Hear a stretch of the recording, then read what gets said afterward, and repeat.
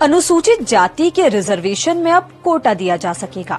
Supreme court ने ये ऐतिहासिक फैसला उन याचिकाओं पर सुनाया है जिनमें कहा गया था कि अनुसूचित जाति और जनजातियों के आरक्षण का फायदा उनमें शामिल कुछ ही जातियों को मिला है। इससे कई जातियां पीछे रह गई हैं। सुप्रीम कोर्ट के फैसले के बाद क्या कुछ जातियों या लोगों को क्रीमी लेयर में शामिल कर आरक्षण से बाहर किया जा सकेगा? क्या ये आरक्षण सिर्फ सरकारी नौकरी के लिए है? इस फैसले का राजनीतिक असर क्या होगा? ये सब सवालों के जवाब जानेंगे भास्कर एक्सप्लेनर में।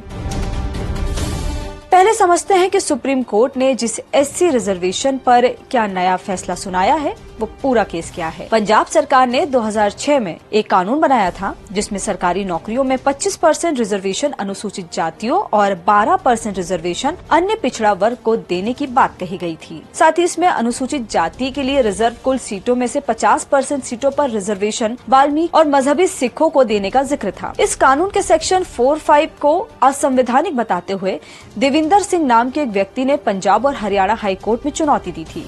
इस कानून को 2010 में हाई कोर्ट ने असंवैधानिक बताकर खत्म कर दिया था। अब इसी मामले में सुप्रीम कोर्ट के 7 जजों की संवैधानिक पीठ ने 6(1) के आधार पर माना कि अनुसूचित जाति को उसमें शामिल जातियों के आधार पर बांटना संविधान के आर्टिकल 341 के खिलाफ नहीं है। कोर्ट ने अपने नए फैसले में राज्यों के लिए जरूरी हिदायत देते हुए कहा कि राज्य सरकारी मनमर्जी से फैसला नहीं कर सकती।